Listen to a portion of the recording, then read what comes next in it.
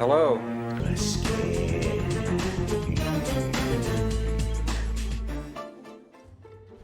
A los 9 años se ha convertido en uno de los mejores escritores de terror. Desde su niñez se quedaba en su casa a crear historias para contárselas a su hermanito. En este video voy a mostrarte personajes de sus libros, además de una entrevista que deberías conocer. Seguro te acordás de esta serie y varios capítulos, pero ¿sabías que tiene 2 películas y una serie nueva que se estrenó en el año 2023? Si no lo conoces, te pongo en contexto. Se llama R.L. Stine. Fue un niño introvertido que no salía de su casa y, sí, tenía miedo prácticamente a todo. Why I began writing. I started when I was 9 years old. I was a weird kid. I would just stay in my room typing. I found this old typewriter up in the attic. I dragged it down to my room and I started typing little magazines, little funny magazines. Tales to drive you insane. Tales to drive you batty. Just funny magazines and writing short stories. And my mother would be outside, always saying, out my room saying, "Go outside and play. What's the matter with you?" And I'm in there typing. "I can't. I'm writing a novel." I'm 9 years old. I don't know why I thought it was so interesting. So I would do these little magazines, and I was a very shy kid, very shy and not social at all. And maybe this is one reason I stayed in my room writing this stuff, but I would bring it into school and try to get attention from the other kids. And I'd bring these little magazines and I would pass them around to my friends. And the teachers would always grab them and say, "Bob, please, please stop." And when I speak at schools now, kids always ask me, they say, "Did your teachers encourage you to write when you were a kid?" I always have, if I'm being honest, I have to say they tried to get me to stop. Gracias a su determinación, no ha dejado que sus maestros le corten la creatividad. Sus compañeros les gustaban los cuentos que compartía y le insistieron en que siga creando nuevos monstruos.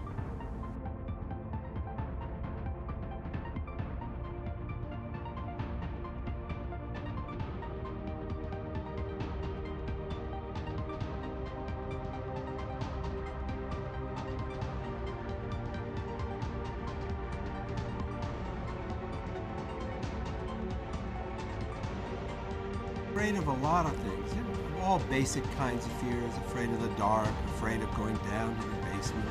I had this one fear that I'd have to park my bike in the garage after dark, and I always thought something would be lurking in the garage. And I used to just take my bike and throw it in the garage, just throw it in so I wouldn't have to go in there. And in a way it's kind of lucky. I mean, that's a painful way to go through childhood, I think, having all these fears and being very shy. That was hard. But it helped me out later, because now when I write these scary books for kids, I can think back to that feeling of panic. I can remember what it felt like, and then I can bring that feeling to my books. I have one rule, and I've been doing this a long time, so I pretty much know what's too scary, what's not scary enough. My editors usually are asking me to make things scarier. I'm pretty conservative, because you don't really want to terrify kids. You want to creep them out a little bit, but you don't really want to terrify them. And what I try is I make sure that the kids know that these books are fantasies, and keep the real world out. So I don't do real serious subjects. So I don't even have divorced parents. I wouldn't do child abuse or drugs, or I wouldn't do anything in the real world. They have to know that these are just fantasies and they're not really happening. And then you can get, once you've established that, you can get... Esto lo motivó que llegó a vender más de 250 millones de copias por el mundo. En los 90, una editorial y productora se interesaron mucho en sus cuentos, que gracias a ellos los llevaron a la pantalla chica.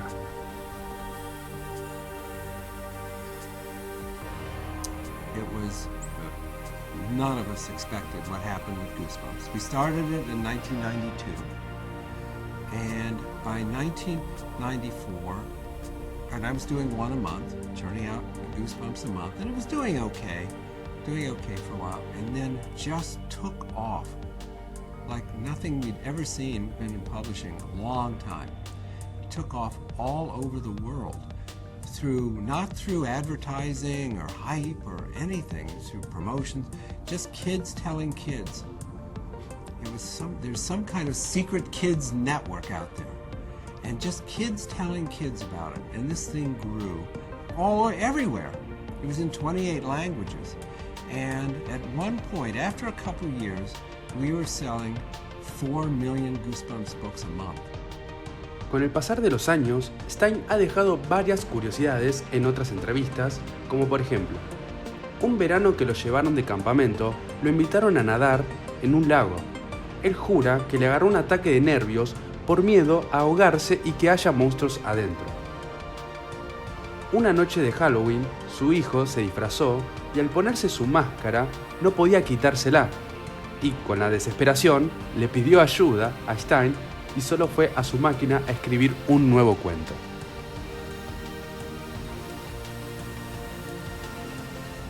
And I had a great time. I did this humor magazine called Bananas for 10 years. It was sort of Mad magazine, but it was all in color, and it was great.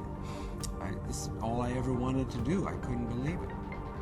And when that ended, I figured I would just coast for the rest of my career. I would just coast. That was it. I'd already done what I wanted to do. I had no idea what was coming. En lo personal, me encanta esta serie, y hasta el día de hoy no dejo de olvidarme cómo fue mis primeras experiencias viendo terror. Si sos de la década del 90, estoy seguro de que algún recuerdo se te habrá desbloqueado. Antes de que termine el video, quiero agradecerte por llegar hasta acá. Si te gustó, por favor dale un like y suscríbete para más curiosidades y contenido. Si querés comentarme tu película o serie favorita, yo te espero en los comentarios. También quiero agradecer al canal Safk por haberme permitido usar su música para el fondo.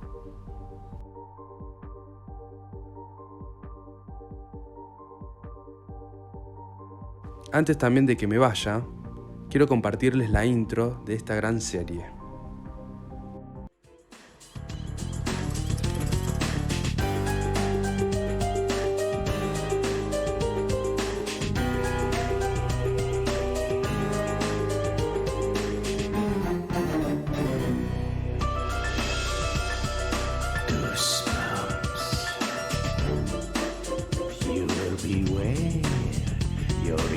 What did you think? I think they liked it. I hope you did too. Have a scary day, everyone. For me to say goodbye. Have a scary night, everyone.